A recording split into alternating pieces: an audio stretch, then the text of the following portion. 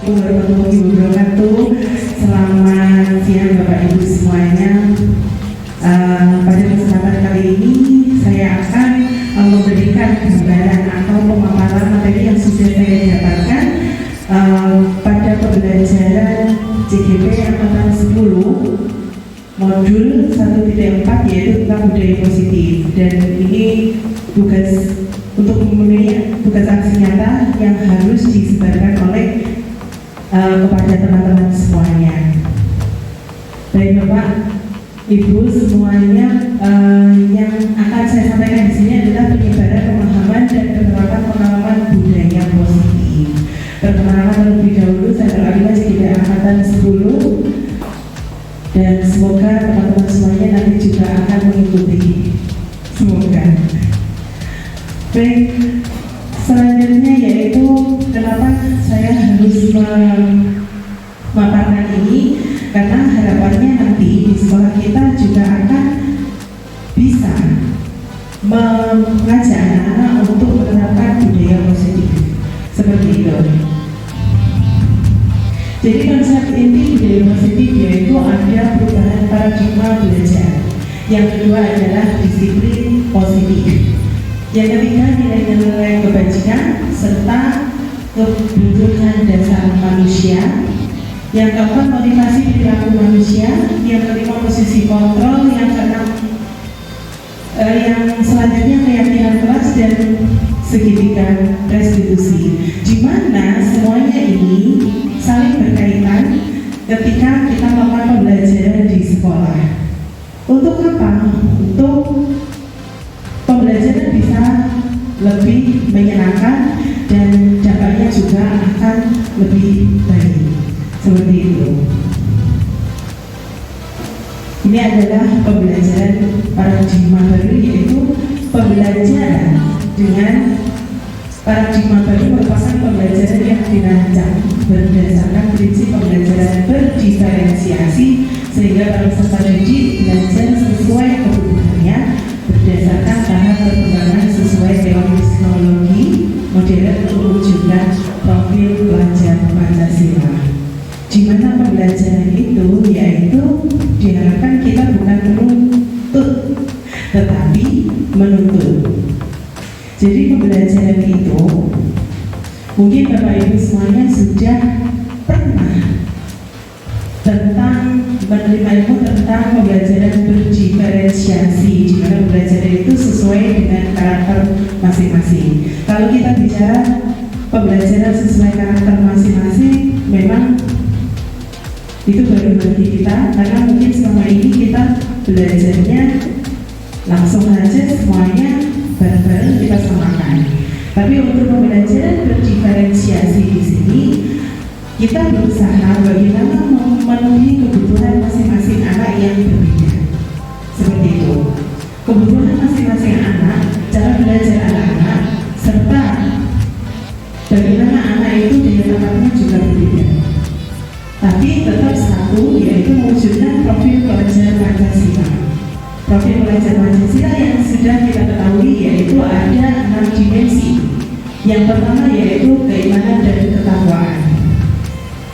Di mana harapan kita semua siswa murid kita itu, kita berharap semuanya bisa untuk mempunyai keimanan dan ketakwaan secara menyeluruh.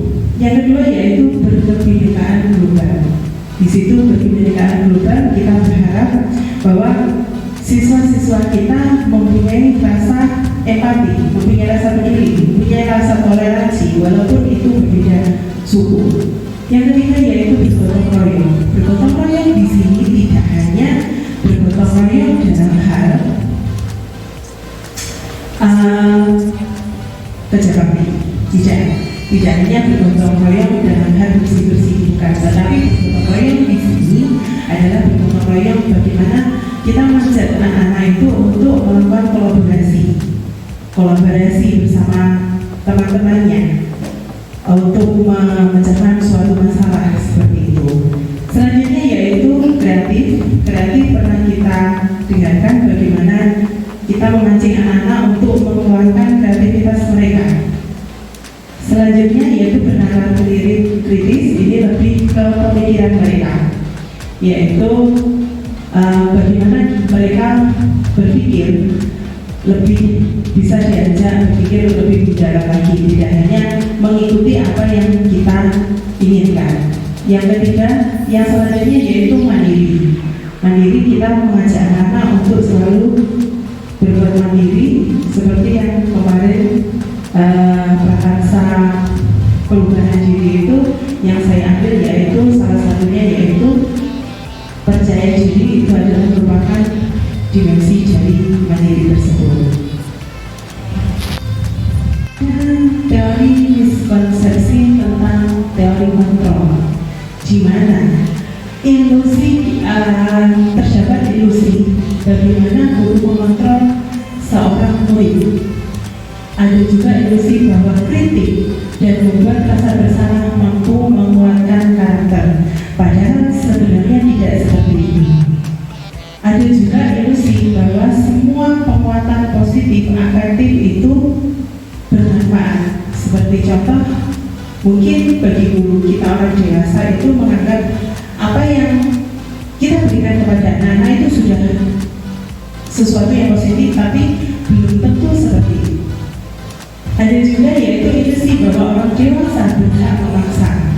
Itu bahwa orang dewasa berhak memaksa. Padahal tidak seperti itu. Bahwa orang dewasa itu kita juga harus memikirkan apa yang diinginkan oleh anak-anak. Kita nggak bisa memaksakan diri untuk mengikuti anak itu mengikuti keinginan kita seperti itu. Dan kita harus bisa merubah miskonsepsi tentang teori kontrol tersebut. Untuk mengubah miskonsepsi tersebut, ada sebuah materi yaitu tentang mengubah paradigma stimulus respon ke pendekatan teori kontrol. Ini berseberangan. Mungkin tentang stimulus respon itu pada kenyataannya, realitasnya, kebutuhan kita sama. Tetapi yang sebenarnya yaitu teori kontrolnya bukan kebutuhan kita sama, tetapi kebutuhan kita berbeda. Dan selanjutnya yaitu semua orang melihat hal yang sama. Teori kontrolnya bahwa semua orang memiliki gambaran yang berbeda. Pada hakikatnya memang semua orang memiliki gambaran yang berbeda, tidak akan sama satu dengan yang lain. Seperti itu. Stimulus responnya yaitu kita mencoba mengubah orang berpandangan sama dengan kita. Itu yang biasa yang ada yang kita lakukan. Padahal teori kontrolnya kita berusaha memahami pandangan orang lain tentang dunia, karena pandangan setiap orang itu berbeda-beda. Tidak bisa kita intinya kita merubah pandangan yang dianggap sama itu berubah menjadi pandangan berusaha untuk memahami pandangan orang lain. Yang selanjutnya yaitu perilaku buruk dilihat dari suatu kesalahan. Jadi ketika kita biasanya kita melakukan suatu kesalahan itu sudah dianggap perilaku buruk. Padahal pada hakikatnya teori kontrolnya semua perilaku memiliki tujuan. Jadi apa yang kita lakukan itu pasti memiliki tujuan. Tetapi terkadang itu apa yang kita lakukan itu dianggap salah gitu. Padahal tidak seperti itu. Yang selanjutnya yaitu orang lain bisa mengontrol saya. Padahal menurut teori kontrolnya hanya Anda yang bisa mengontrol diri Anda, bukan orang lain. Terkadang yang lebih sering terjadi itu pemikirannya yaitu orang lain bisa mengontrol saya. Tetapi kita coba untuk rubah, hanya Anda yang bisa mengontrol diri Anda sendiri. Yang selanjutnya yaitu stimulus responnya saya bisa mengontrol orang lain. Itu yang lebih sering pemikiran seperti itu. Tetapi menurut teori kontrolnya Anda bisa mengontrol, Anda tidak bisa mengontrol orang lain. Karena apa?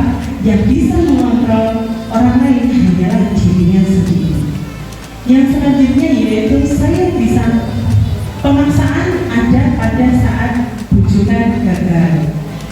Yang dalam kontrolnya yaitu kolaborasi dan konsekuensi menciptakan pilihan-pilihan baru. Ini sebagai contoh pemaksaan ada pada saat bujukan gagal. Di situ contohnya misal ada anak yang terlambat gitu. Tetapi besok kita mencoba untuk mengajak mereka terlambat.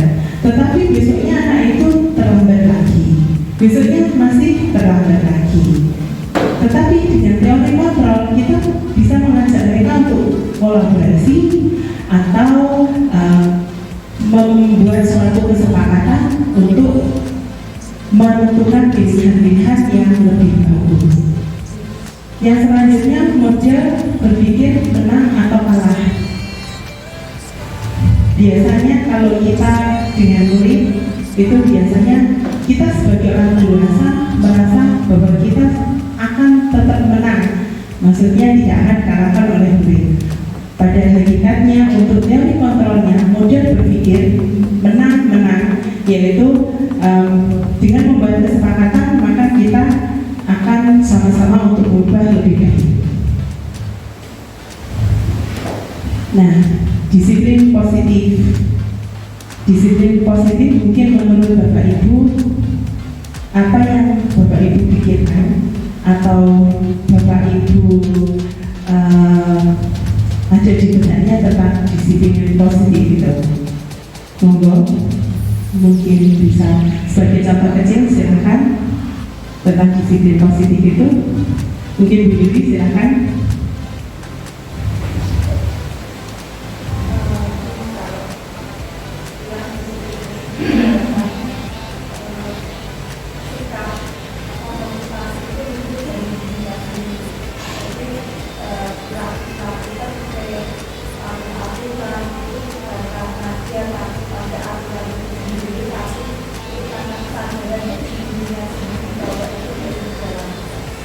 Baik, terima kasih Bu Yudi. Kalau Bu Yudi itu tadi adalah suatu kesadaran diri untuk menjadi lebih baik. Ini seperti itu.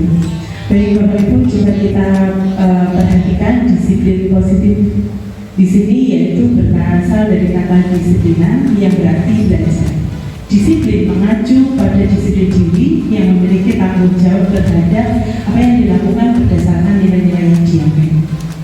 Disiplin positif merupakan salah satu cara penerapan disiplin yang bertujuan untuk menumbuhkan kesadaran,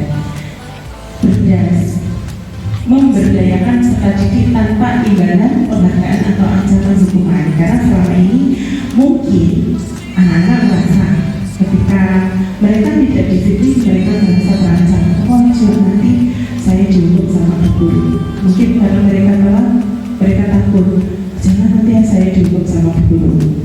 Nanti untuk tidak mengerjakan tugas juga mereka akan merasa dan takut, nanti saya akan dihukum sama guru. Seperti itu yang biasa kita amati di anak-anak. Dan di sini yaitu memberdayakan peserta didik tanpa imbalan penghargaan. Terkadang ayo dan dikerjakan nanti dapat nilainya bagus. Itu juga terkadang sudah membudaya. Padahal yang kita inginkan di situ adalah bukan dari ancaman, hukuman atau reward, tetapi dari dalam dirinya masing-masing. Jadi kesadaran dirinya masing-masing.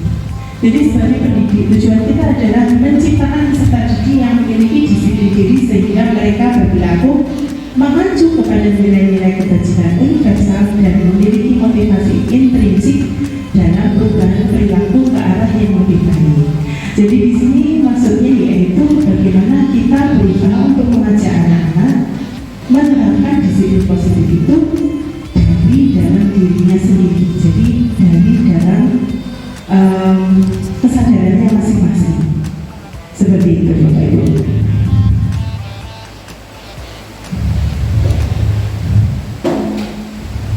Ini ada contoh nilai-nilai yang disepakati bersama, lepas dari suku bangsa, agama, bahasa maupun latar belakangnya. Contoh nilai kebajikan di sini ada beberapa. Kalau contoh nilai kebajikan profil Pancasila ada keimanan, bertakwa kepada Tuhan Yang Maha Esa, berakhlak mulia, kebinekaan global, gotong royong, mandiri, kreatif, dan bernalar kritis. Dan ini juga ada contoh dari Ibu Jimenius program. Nilai-nilai kebajikannya ada toleransi, rasa hormat, integrasi, mandiri, menghargai, antusias, empati, keingintahuan, kreativitas, kerjasama, percaya diri, dan komitmen. Selanjutnya ada nilai kebajikan keterampilan hidup atau life skill, yaitu dapat dipercaya, lurus hati, pendengaran yang aktif, tidak merendahkan orang lain, dan memberikan yang terbaik pada diri sendiri. Itu sebagai contoh nilai kebajikan di institusi atau organisasi.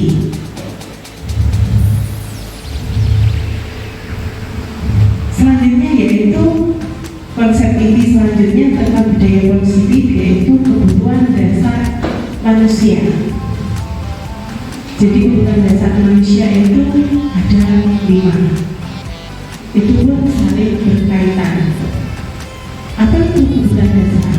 Kebutuhan dasar manusia adalah segala sesuatu yang kita lakukan untuk mendapatkan apa yang kita inginkan, serta seluruh tindakan yang kita lakukan memiliki tujuan tertentu, dan semua usaha terbaik yang kita lakukan adalah dalam rangka agar kebutuhan dasar kita terpenuhi dengan baik. Jadi untuk kita bisa merangkul anak-anak, kita harus berusaha sebagai guru, kita sebagai pendidik, kita harus berusaha untuk mengetahui kebutuhan dasar manusia tersebut. Ada apa saja kebutuhan dasar manusia itu? Yang pertama, bertahan hidup. Apa saja kebutuhan untuk bertahan hidup? Ada makanan, pakaian, tempat tinggal, keamanan, kesehatan. Kalau salah satu tidak terpenuhi, maka akan ada kurang di situ. Yang kedua, kasih sayang dan rasa diterima. Seorang anak, seorang murid sangat membutuhkan rasa kasih sayang dan rasa diterima. Rasa kasih sayang itu seperti apa? Mereka dipedulikan, mereka diajak berbagi, mereka diajak bekerja sama, menjadi bagian dalam kelompok. Misal dalam suatu kerjasama atau dalam suatu kerja kelompok itu ada salah satu anak yang tidak mendapatkan rasa diterima itu, maka mereka tidak akan nyaman, tidak akan merasa nyaman ketika mereka bekerja sama dengan teman-temannya yang lain. Yang selanjutnya yaitu penguasaan. Penguasaan di sini meliputi harga diri, keinginan untuk dianggap, memimpin, berprestasi, diakui, didengar. Berarti ini tidak hanya anak-anak saja, tetapi kita juga sebagai guru juga pasti memiliki kebutuhan dasar seperti ini. Bagaimana ketika kita tidak dianggap, rasanya bagaimana? Bagaimana kita ingin mempunyai keinginan untuk berprestasi? Bagaimana kita ingin diakui dan didengarkan? Tidak hanya kita sebagai orang dewasa, tetapi anak-anak juga pastinya mempunyai keinginan untuk diterima. Itu Bapak Ibu. Yang selanjutnya yaitu kebebasan. Kebebasan di sini yang dimaksud yaitu mandiri, memiliki pilihan, mencoba hal baru, mampu mengendalikan arah dirinya. Dan itu juga mungkin kita rasakan tidak hanya di anak-anak saja. Selanjutnya yaitu kesenangan. Kesenangan seperti apa? Bermain, humor, antusiasme, ketawa. Jadi semua ini saling berkaitan. Ketika ada salah satu yang tidak kita terima, maka mungkin akan terjadi pemberontakan, akan ada rasa malas dan lain-lain. Dan ini ya sebagai guru mungkin ini yang harus kita pelajari untuk bagaimana kita merangkul anak didik kita. Untuk selanjutnya yaitu motivasi perilaku manusia. Motivasi perilaku manusia itu ada rasa untuk menghindari ketidaknyaman atau hukuman. Ada juga untuk mendapatkan imbalan penghargaan dari orang lain. Itu yang dua itu adalah motivasi dari luar. Ketika seorang anak dia berusaha untuk tidak mendapatkan hukuman, dan ketika seorang anak berusaha ketika dia ingin diperlakukan atau dianggap dengan mendapatkan penghargaan dari orang lain, itu salah satu motivasi ekstrinsik, motivasi dari luar. Dan yang akan kita terapkan nanti dengan budaya positif ini, kita berharap adanya motivasi intrinsik. Apa itu motivasi intrinsik? Yaitu untuk menjadi orang yang mereka inginkan dan menghargai diri sendiri dengan nilai-nilai yang mereka percaya. Jadi ketika motivasi intrinsik ini, tujuan utama kita yaitu menanamkan motivasi intrinsik ini agar budaya positif itu berjalan dengan konsisten.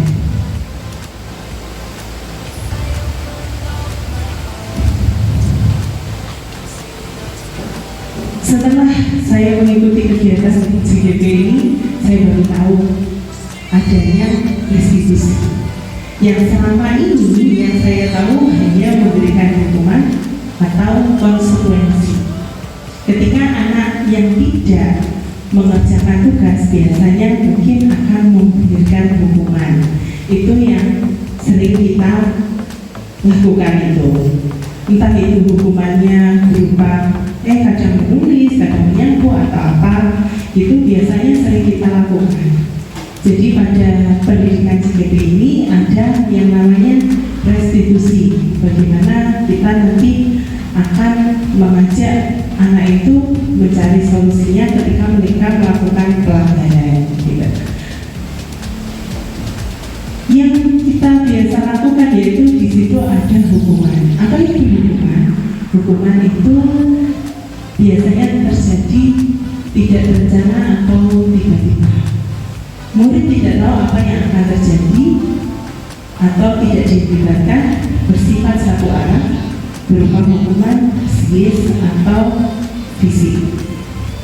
Biasanya kalau dulu, kalau sekarang mungkin nggak boleh ya Bapak Ibu. Kalau dulu sudah dia telah suruh lari lapangan, itu yang disebut dengan hukuman.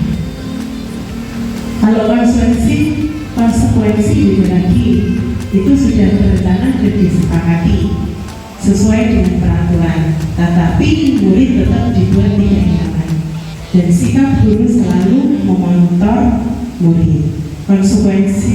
Untuk konsekuensi ini sebagai contoh, misal anak datang terlambat, nanti gurunya bertanya kepada anaknya, kamu sudah telat, nanti apa yang akan kamu lakukan sebagai hukuman ini, sebagai konsekuensi kamu telat.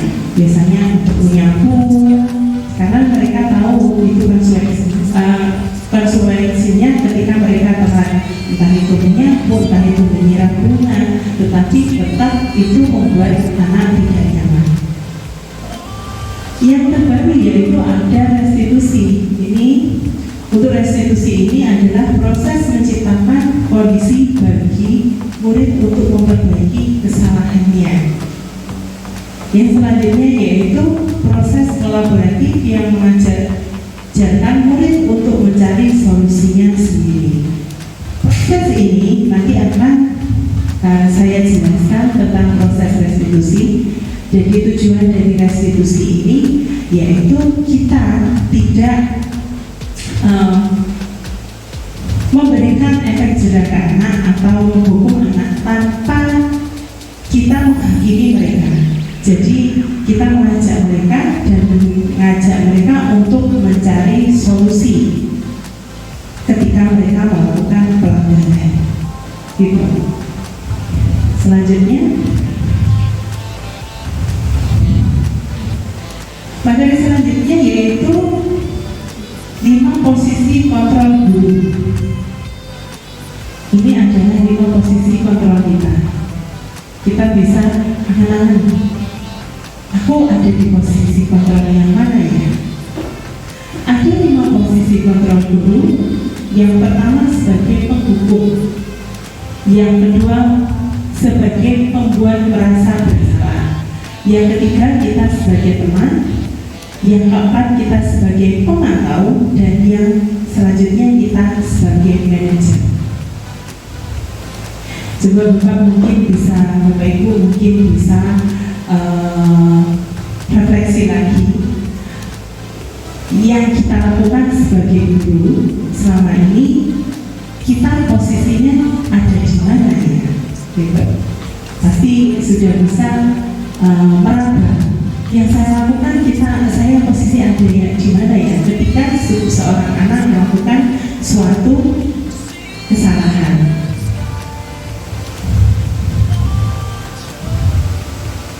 Contoh penerapan 5 posisi kontrol guru di sini, yaitu misal ada suatu kasus siswa tidak memakai atribut lengkap saat upacara bendera.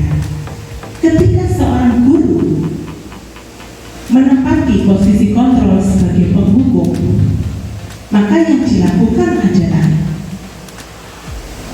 guru akan menyuruh muridnya untuk hormat pada bendera selama 1 jam. Gitu. Itu ketika kita menempati posisi kontrol sebagai penghukum. Selanjutnya, ketika kita menempati posisi kontrol sebagai pembuat merasa bersalah, maka seorang guru itu akan mengucapkan kepada muridnya, yaitu berapa kali ibu, bapak harus memberitahu kamu selalu saja mengecewakan ibu atau bapak. Ini menunjukkan, kalimat ini menunjukkan bahwa guru tersebut menempati posisi kontrol, membuat merasa bersalah.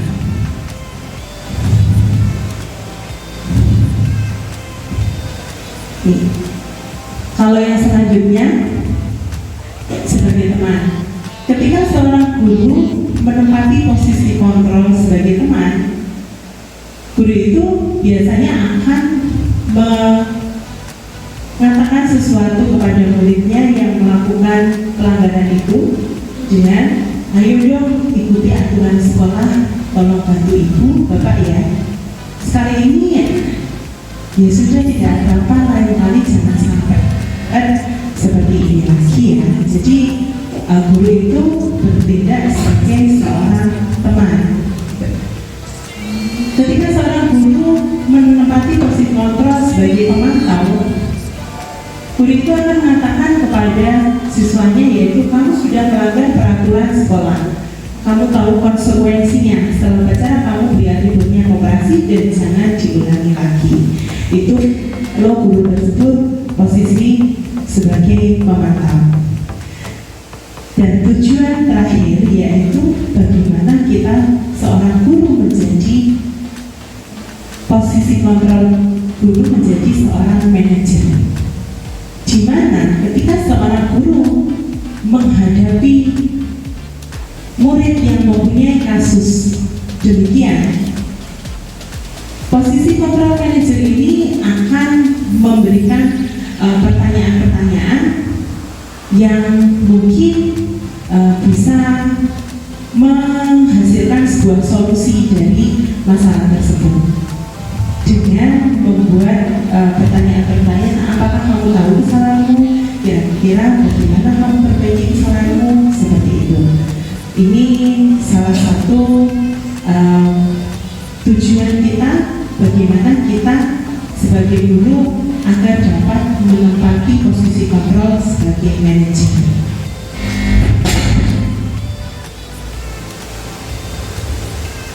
Jadi Bapak Ibu, ketika ada posisi kontrol, apakah aku, ketika ada pertanyaan, kamu tidak pernah benar melakukannya, ini kira-kira di posisi kontrol yang mana? Kira-kira ini seolah pertanyaan itu menjustis anak. Kalau menjustis anak itu tadi berada di posisi kontrol penghukum. Jadi diharapkan nanti kita sebagai seorang guru tidak menjadi momok untuk anak-anak kita, yaitu dengan cara menghukum. Nah itu. Kalau yang ini, saya kecewa sekali dengan kamu.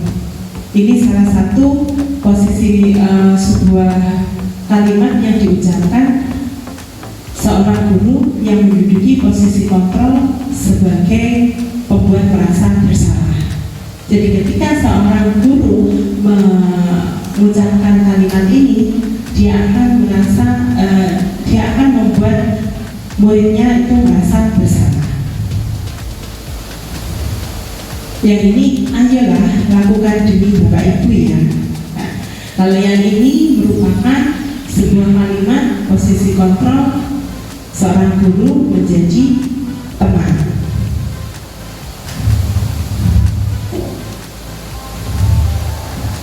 Kamu tidak pernah mendapat nilai jika tidak mengerjakan tugas. Kamu tidak pernah mendapat nilai jika tidak mengerjakan tugas. Kalau kalimat seperti ini itu merupakan kalimat posisi kontrol sebagai pemantau.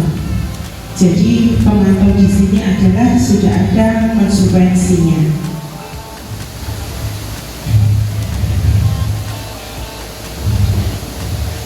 Kalau yang selanjutnya ini, apa rencanamu untuk menyelesaikan masalah ini?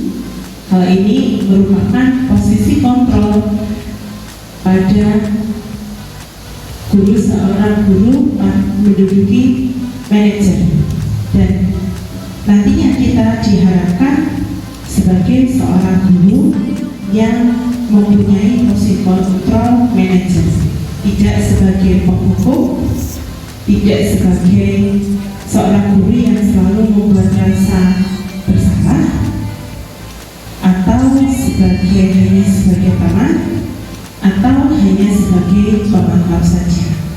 Jadi kita diharapkan untuk menjadi seorang guru dengan posisi kontrol manajer, di mana nanti sebuah masalah yang ditimbulkan oleh anak-anak itu bisa kita selesaikan dan kita cari solusinya. Gitu Bapak Ibu. Baik, yang selanjutnya yaitu keyakinan kelas. Mengapa keyakinan kelas? Mengapa bukan peraturan kelas? Gitu. Mungkin ada yang bisa menyebutkan, mungkin ada yang bisa memberikan jawaban. Apakah keyakinan dan peraturan kelas itu sama atau beda? Gitu. Kira-kira. Jadi di sini kita akan belajar tentang keyakinan kelas. Biasanya ketika di kelas-kelas itu ada peraturan, tetapi kalau peraturan itu biasanya dibuat atas dasar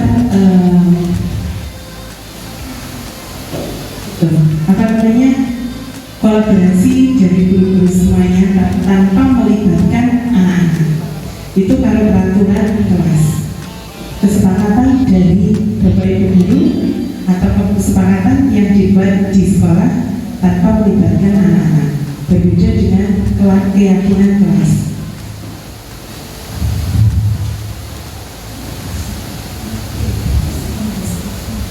Jadi ini Bapak Ibu, ada pembentukan keyakinan kelas. Ini pernah kemarin itu kita coba di kelas itu, dan dulu pernah juga Bu Wiwi ya buat keyakinan atau kesepakatan kelas di depan sekolah itu. Jadi ini coba kemarin itu saya buat di kelas saya. Biasanya kalau di kelas itu kan peraturan kelas yang harus ditaati oleh anak-anak.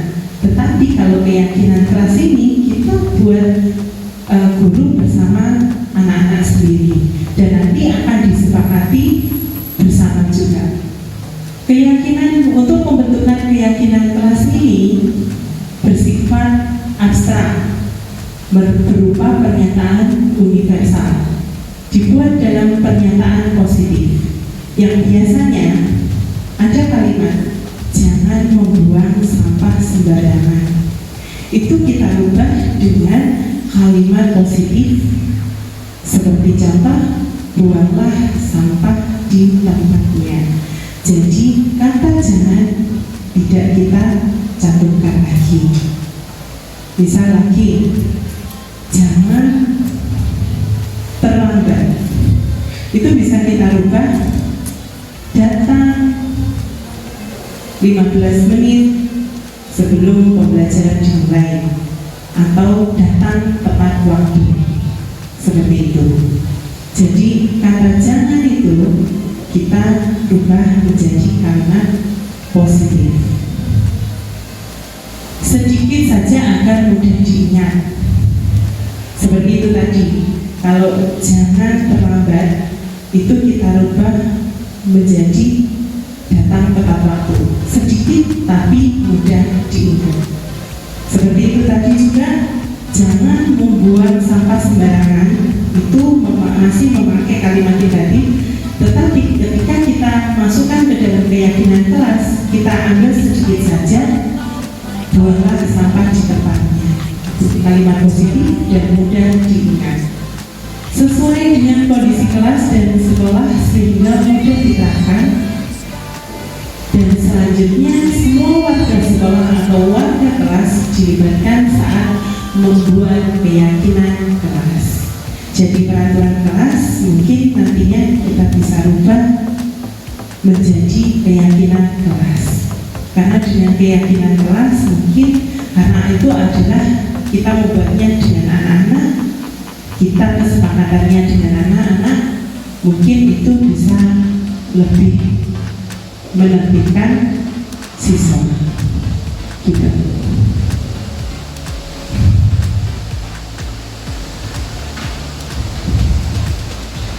Salah satu konsep inti dari budaya positif yaitu segitiga restitusi.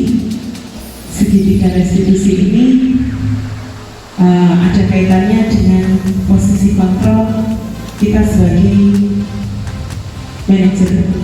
manajerial itu tadi ada kaitannya di situ. Apa itu segitiga restitusi? Ini yang mungkin jarang kita belum kita pelajari, mungkin lebih saya juga baru tahu tentang segitiga restitusi ini juga dari materi yang saya dapatkan dari modul-modul itu. Yang sebelumnya saya tidak tahu apa itu segitiga restitusi. Apa itu segitiga restitusi? Yaitu suatu proses dialog yang dijalankan oleh guru agar dapat menghasilkan murid yang mandiri dan bertanggung jawab. Dan di mana segitiga restitusi di sini ada 3 tahapan. Yang pertama yaitu menstabilkan identitas. Nanti akan kita pelajari apa itu menstabilkan identitas. Contohnya seperti apa itu menstabilkan identitas itu. Yang kedua, validasi tindakan yang salah. Yang ketiga, menanyakan keyakinan. Ini adalah tahapan dari segitiga restitusi, di mana kita akan menggunakan segitiga restitusi ini ketika ada suatu permasalahan yang dilakukan oleh murid kita. Jadi ketika seorang murid melakukan kesalahan, kita tidak bisa menjustis, oh ini anak ini dia melakukan seperti ini sebagai anak yang nakal, gitu. Tidak. Anak ini selalu buat masalah, tidak. Kita coba menggali di situ, kenapa anak ini melakukan hal tersebut. begitu. Apa itu menstabilkan identitas? Nah, ini adalah berdasarkan prinsip membuat kesalahan adalah bagian dari proses pembelajaran. Ketika kita mencoba untuk, jadi ketika sebuah anak melakukan kesalahan juga kita panggil, tetapi kita tidak langsung marah-marah atau emosi, itu tidak. Ini yang saya dapatkan seperti itu. Tetapi kita mencoba untuk menstabilkan identitas dengan cara apa? Ada beberapa pertanyaan, di mana pertanyaan ini adalah pertanyaan dia untuk melakukan wawancara dengan anak itu, kenapa dia melakukan hal seperti itu. Pertanyaannya yang satu, kalimatnya ada yang berbuat salah itu wajar, tidak ada manusia yang sempurna. Ibu bapak juga pernah melakukan itu. Ibu bapak tidak mau mencari siapa yang salah, tapi ibu bapak ingin mencari solusi dari permasalahan ini. Kamu berhak merasa begitu. Ini sebuah ini merupakan kalimat-kalimat ketika kita mencoba untuk mencari tahu kenapa seorang anak melakukan kesalahan itu. Itu yang disebut menstabilkan identitas. Tahapan kedua yaitu validasi tindakan yang salah. Di sini berdasarkan prinsip setiap perilaku berupaya untuk memenuhi suatu kebutuhan tertentu, di mana kalimat-kalimat yang kita berikan kepada anak itu, sebuah pertanyaan-pertanyaan yang kita berikan kepada anak itu, yang pertama yaitu kamu pasti punya alasan mengapa melakukan hal itu. Jadi setelah kita tanya-tanya tentang menstabilkan itu, kita akan menanyakan kamu pasti punya alasan mengapa melakukan hal itu. Padahal kamu bisa melakukan yang lebih baik dari ini ya. Kamu patut bangga karena telah melindungi sesuatu yang penting buatmu. Kamu melakukannya karena mempertahankan sesuatu yang penting buatmu. Itu untuk validasi. Nanti ada contohnya Bapak Ibu. Mungkin panjenengan, oh apa sih itu? Apa itu? Gitu. Ini untuk menanyakan keyakinan. Apa keyakinan kelas kita? Kita kira apa yang telah disepakati bersama? Seperti apa gambaran sebuah kelas yang ideal menurut kamu? Kamu ingin menjadi orang yang seperti apa? Itu suatu pertanyaan-pertanyaan tentang menanyakan keyakinan. Ini ada sebuah contoh bagaimana saya mencoba untuk menerapkan segitiga restitusi di kelas saya ketika ada anak yang melakukan kesalahan. Jadi dengan melakukan kegiatan segitiga restitusi ini, harapan kita tidak menjadi seorang guru yang menjustis ketika anak itu membuat suatu kesalahan. Sebentar.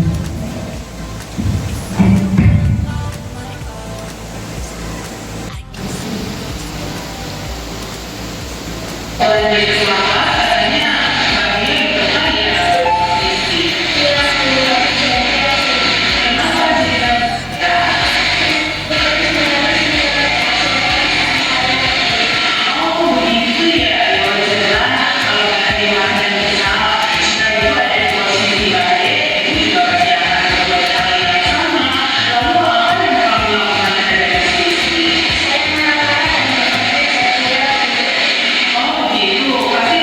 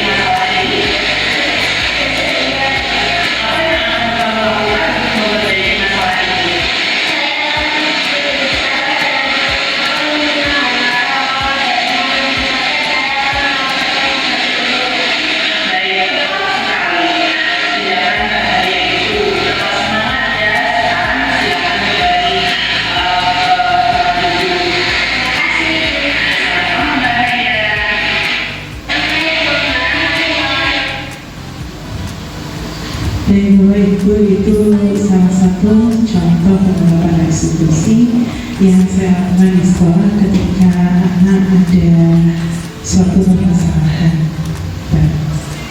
Baik Bapak Ibu, penutup dalam program disiplin positif ini hendaknya guru memiliki standar pribadi profesional sosial yang baik di mana guru mampu merefleksi dirinya sendiri serta bagaimana kita bisa menempatkan diri sebagai seorang guru, menempati posisi kontrol saat ini, dan bagaimana perjalanan dirinya sebagai AMO atau manajer yang menuntun murid, bukan menuntut tapi menuntun murid-murid kita menjadi insan yang mandiri, merdeka, bertanggung jawab. Seperti itu Bapak Ibu. Terima kasih banyak atas perhatiannya. Selamat siang. Wassalamualaikum warahmatullahi wabarakatuh.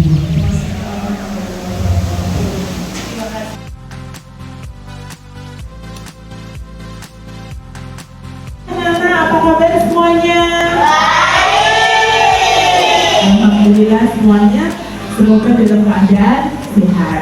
Anak-anakku sekalian, hari ini kita akan membuat sebuah keyakinan kelas. Ada yang tahu apa itu keyakinan kelas? Keyakinan kelas itu semacam peraturan atau tata tertib sekolah, di mana keyakinan kelas itu adalah peraturan yang akan kita buat sendiri. Jadi itu adalah ide dari kita sendiri. Keyakinan kelas itu adalah suatu hal yang kita yakini. Itu sudah baik atau tidak, seperti itu. Misal, contoh, keyakinan kelas itu. Kalau keyakinan kelas itu berasal dari kesepakatan kita. Kesepakatan kita untuk membuat sebuah peraturan yang ada di dalam kelas kita sendiri. Sebagai contoh, misal, jangan buang sampah sembarangan. Kita buat keyakinan kelas seperti itu. Tetapi kita tidak boleh menggunakan kata jangan. Kita harus menggunakan kata yang positif. Kata-kata jangan itu adalah kata harus buat kalimat negatif. Jangan. Kita ubah menjadi buang sampah di tempatnya. Itu kita ubah menjadi kalimat positif. Buang sampah di tempatnya. Misal, ketika ulangan tidak boleh mencontek, kita ubah menjadi mengerjakan dengan jujur. Misal lagi tidak boleh mengantuk, kita ubah lagi menjadi fokus mengikuti pelajaran. Begitu. Paham anak-anak? Satu keyakinan yaitu setiap anak menemukan satu keyakinan, satu saja, nanti silakan dibaca di depan. Oke?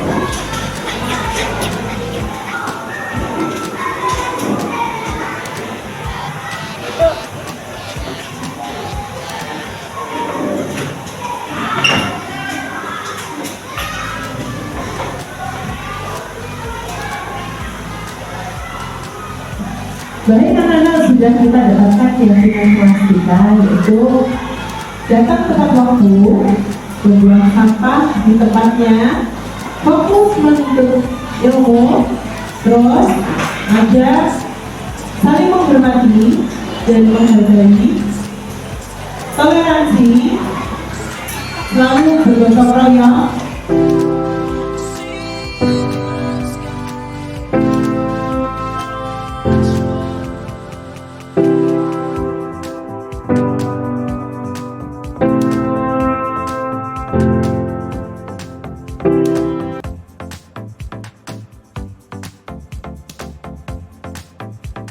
Assalamualaikum warahmatullahi wabarakatuh.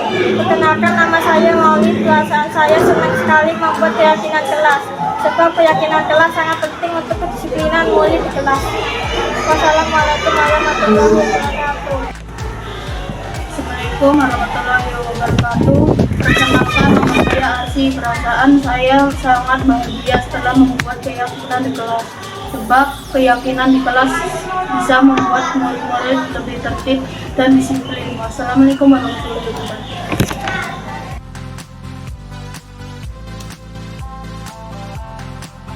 Assalamualaikum warahmatullahi wabarakatuh. Perkenalkan, saya Nurwaningsih, saya adalah wali kelas 1A. Di sini saya hanya ingin bertukar pikiran tentang kesepakatan kelas yang ada di kelas 1A. Kegunaannya untuk kelas 1A itu banyak sekali, terutama bisa mendorong siswa untuk berperilaku atau berkarakter positif. Selain itu juga mengurangi tingkah atau sikap anak-anak yang bisa merugikan temannya yang lain. Selain itu juga manfaatnya, selain itu juga mengenal lingkungan sekitar bahwa pentingnya budaya positif atau pentingnya perilaku positif untuk teman-temannya yang lain selain di kelasnya masing-masing. Terima kasih. Wassalamualaikum warahmatullahi wabarakatuh. Assalamualaikum warahmatullahi wabarakatuh. Perkenalkan, saya Rizdiana Putri Dewi Anggraini, wali kelas 1A dari SDN Gununganyar 273. Di sini saya sedikit bercerita mengenai keuntungannya dari adanya kesepakatan kelas atau keyakinan yang ada di dalam kelas. Mengapa? Karena murid membutuhkan sesuatu yang bisa memahami mereka bahwa kesalahan-kesalahan yang mereka lakukan pasti akan ada akibatnya. Dan lewat kesepakatan kelas ini, murid akan mengetahui bahwa apa yang mereka lakukan itu akan berdampak terhadap lingkungannya. Jadi dengan kesepakatan kelas ini juga, murid jadi lebih berhati-hati dalam melakukan suatu tindakan, di mana jika tindakan tersebut itu bisa mengakibatkan sesuatu hal yang merugikan mereka, mereka akan berpikir dan mulai memahami bahwa sesuatu tersebut tidak harus mereka lakukan lagi. Baik, terima kasih dari saya. Wassalamualaikum warahmatullahi wabarakatuh.